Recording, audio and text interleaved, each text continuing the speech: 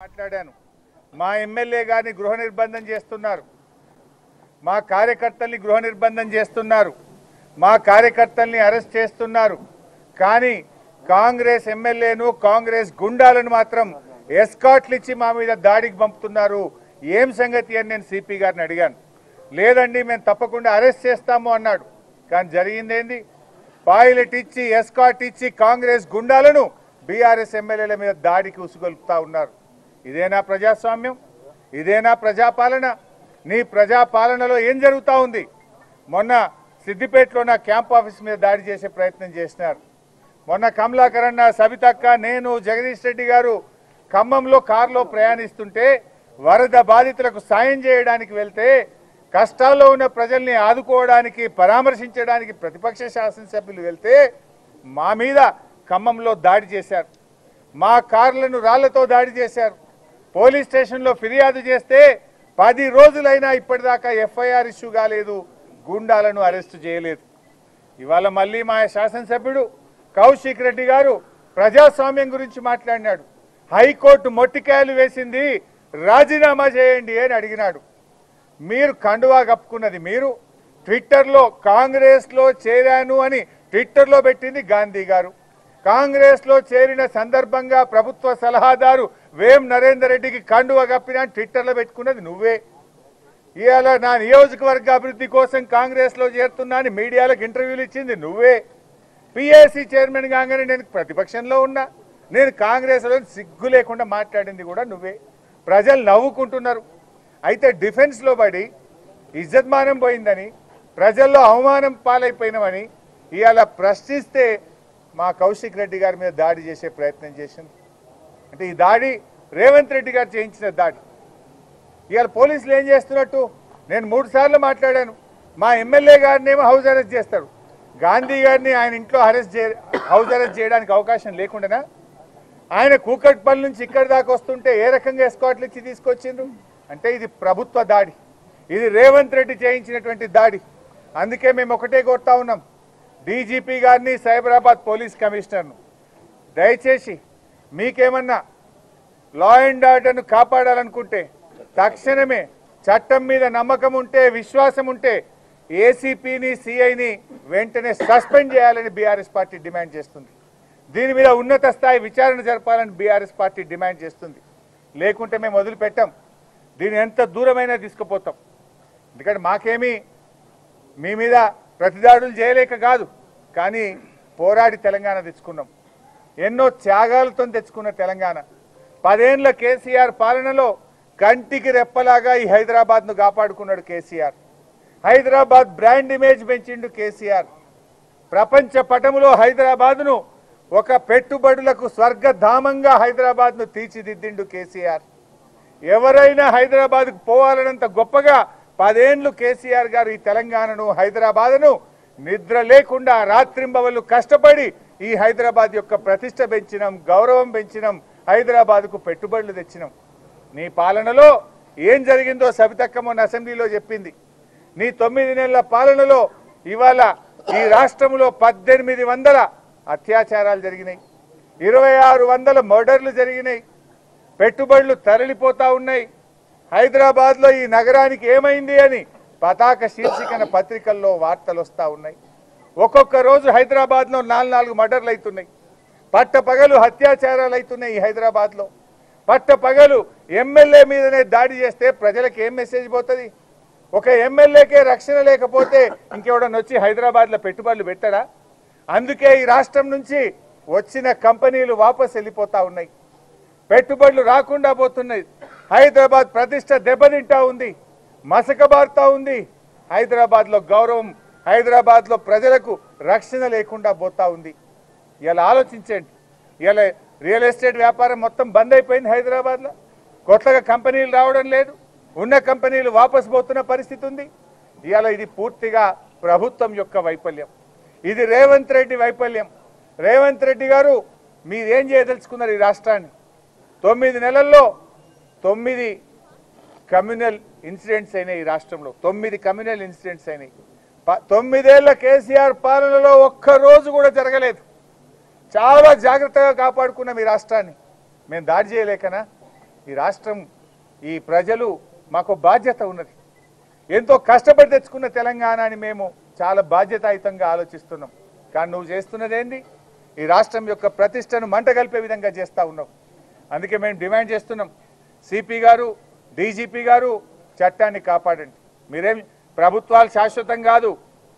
ఒకవేళ మీరు సరిగా స్పందించకపోతే ఏ పోలీస్ అధికారులు అయితే కొమ్ము కాస్తున్నారో భవిష్యత్తులో తగిన మూల్యం చెల్లించుకోవాల్సి వస్తుందని కూడా నేను వారిని హెచ్చరిస్తా ఉన్నా. Don't think that power is permanent. మారుతుంది తప్పకుండా, ప్రజలు గమనిస్తున్నారు. 9 నెలల్లోనే ఈ ప్రభుత్వం పూర్తిగా అప్రతిష్ట పాలైంది. మా సహనాన్ని మీరు అసమర్థతగా భావించకండి.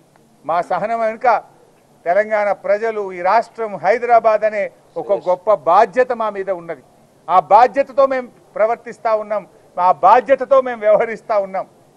ఇట్స్ నాట్ దట్ మీరు ఒక్కటి చేస్తే 2 చేయగలుగుతాం, కానీ మాకు ఈ రాష్ట్రం మీద బాధ్యత ఉంది. పోరాడి తెలంగాణ తెచ్చిన వాళ్ళం, కష్టపడి తెలంగాణ సాధించిన వాళ్ళం.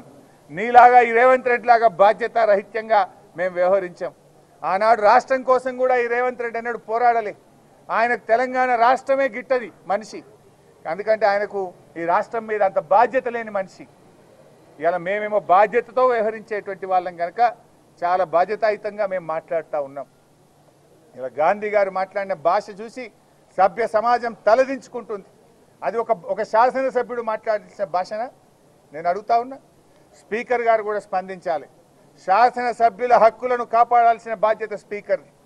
స్పీకర్ గారు ఇవాళ మీ సభ్యుడికే ఇవాళ రక్షణ లేకపోతే ఈ రాష్ట్ర ప్రజలకేం రక్షణ ఉంటుంది? స్పీకర్ గారు స్పందించాల్సిందే. సుమోటో విచారణ చేపట్టి సంబంధిత పోలీసులను తక్షణమే చర్యలు తీసుకోవాల్సిందిగా నేను శాసన సభాపతిని కూడా ఈ సందర్భంగా కోరుతా ఉన్నా. మేమందరం కూడా ఇప్పుడు ఇక్కడ నుంచి సిపి సైబరాబాద్ దగ్గరికి వెళ్తా ఉన్నాం. ఇవాళ ఏ గుండాలైతే మా కౌశిక్ రెడ్డి గారి ఇంటి మీద దాడి చేసిండ్రో, హత్యాయత్న ప్రయత్నం చేసిండ్రో, వాళ్ళందరినీ కూడా 307 కింద ఎఫ్ఐఆర్ ఇష్యూ చేసి అరెస్ట్ చేసి జైలుకు పంపేదాకా కూడా బీఆర్ఎస్ పార్టీ ఊరుకోదు. అదేవిధంగా ఏ అధికారుల వైఫల్యం, ఈ ప్రాంతంలో రక్షణ కల్పించాల్సిన అధికారులే ఈరోజు వాళ్ళని దగ్గరుండి కౌశిక్ రెడ్డి గారి ఇంటి మీద దాడి చేయించిండ్రో, ఇవాళ ఈ దాడిలో బాధ్యత వహించాల్సిన పోలీసులను సస్పెండ్ చేసేదాకా ఏసీపీ గారు, సిఐ గారు, ఎవరెవరైతే దీని వెనుక ఉన్నారో వాళ్ళందరినీ కూడా సస్పెండ్ చేసేదాకా కూడా బీఆర్ఎస్ పార్టీ ఊరుకోదు. ఇది ప్రజాస్వామ్యాన్ని కూని చేస్తూ ఉన్నారు. మాటల్లో ప్రజాపాలన. రాహుల్ గాంధీ గారి చేతుల్లో ఆయన ఎంతసేపు రాజ్యాంగాన్ని పట్టుకొని తిరుగుతున్నాడు. ఏం రాహుల్ గాంధీ గారు, రాజ్యాంగం అంటే, రాజ్యాంగ పరిరక్షణ అంటే ఇదేనా? ప్రతిపక్ష ఎమ్మెల్యేల గొంతు నొక్కుడు, వరద బాధితుల్ని పరామర్శించడానికి వెళ్ళిన ఎమ్మెల్యేల మీద దాడి చేసుడు, రాజీనామా చేయండి కోర్టు మొట్టికాయలు వేసిందని అడిగిన కౌశిక్ రెడ్డి ఇంటి మీద పట్టపగలు నడి హైదరాబాద్లో దాడి చేయడము, ఎమ్మెల్యేల క్యాంప్ ఆఫీసుల మీద దాడి చేయడము, ప్రశ్నించిన జర్నలిస్టుల మీద దాడి చేయడము, సోషల్ మీడియాలో పోస్టులు పెడితే అక్రమ కేసులు చేయడము. ఇదా ప్రజాస్వామ్యం? ఇదా రాజ్యాంగ పరిరక్షణ? రాహుల్ గాంధీ గారు, మీరు మాట్లాడితే కాదు, వి వాంట్ యాక్షన్స్.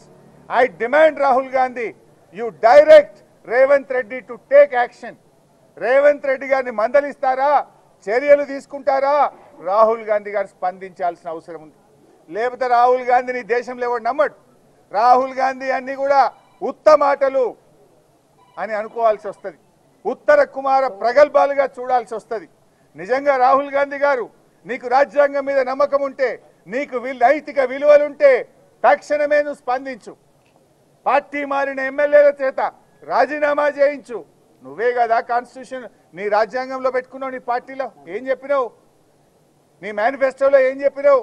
పార్టీ మారిన ఎమ్మెల్యేలు తక్షణమే వాళ్ళని డిస్క్వాలిఫై చేయాలని చెప్పినావు కదా. మరి మాటల్లో ఒకటి, నీ కాంగ్రెస్ పాలనలో తెలంగాణ రాష్ట్రంలో ఇంకోటి ఉంటుందా? ఇఫ్ యు ఆర్ రైట్, నీ మాటకు విలువ ఉంటే, నీ మాట మీద నీకు విశ్వసనీయత ఉంటే తక్షణమే ఎమ్మెల్యేలను రాజీనామా చేయించు. ఎమ్మెల్యేల మీద దాడి చేసిన గుండాలను అరెస్ట్ చేపించి రాజ్యాంగాన్ని కాపాడు. లేకపోతే రాహుల్ గాంధీ గారు, నీ మాటల్ని, నీ మోసాలను దేశం మొత్తం చెప్తాం బిడ్డ, ఇచ్చిపెట్టాం తెలంగాణతో.